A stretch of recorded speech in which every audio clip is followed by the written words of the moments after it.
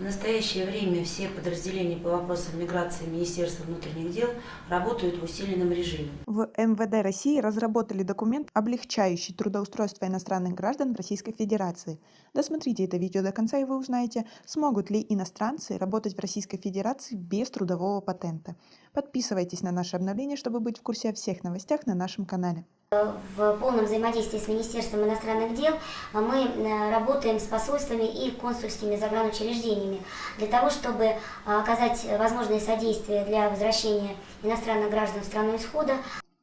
Иностранным гражданам больше не понадобится разрешение на работу или патента для трудоустройства на крупных международных предприятиях в России. Это станет возможным, если соответствующий проект закона, опубликованный на федеральном портале проектов нормативных правовых актов, будет одобрен. Работодатель имеет право принимать на работу иностранного гражданина без разрешительных документов. Он имеет право работать без разрешительных документов. Документ разработали в МВД Российской Федерации, и в настоящее время он проходит независимую антикоррупционную экспертизу. В конце сентября руководитель Главного управления по вопросам миграции генерал-лейтенант Валентина Казакова в своем интервью рассказала о том, какие преференции получили иностранцы с начала ограничительных мер из-за коронавируса в России и как упростится оформление документов для их легального перебывания в стране. Эти меры, которые приняты для удобства иностранных граждан, не означает, что мы не контролируем миграционную ситуацию. В частности, МВД России предлагает создать реестр работодателей, которые готовы трудоустроить иностранцев, и реестр самих работников. Такая идея содержится в новой концепции закона о правовом положении иностранных граждан, разработанной Министерством Российской Федерации. Мы работаем в тесном контакте с работодателями, мы контролируем места компактного проживания.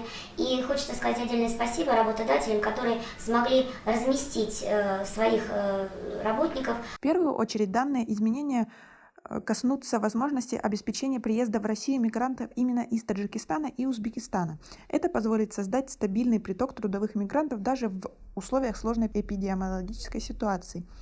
С дополнительными возможностями на работодателей также ложится ответственность за всю цепочку безопасности здоровья мигрантов от момента принятия решения о въезде до момента, когда люди снова окажутся дома. В том числе работодатели будут отвечать за тестирование мигрантов на коронавирус.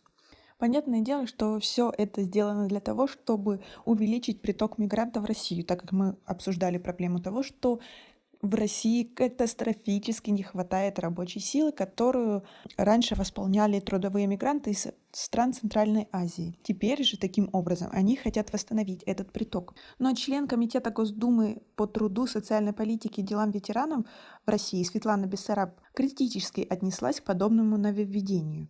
Она говорит: «Я бы с осторожностью отнеслась к такой инициативе. Как показывает практика, в том числе европейских стран, не всегда целесообразно пытаться с помощью мигрантов решить дефицит кадров в тех отраслях, где не хочет работать местное население.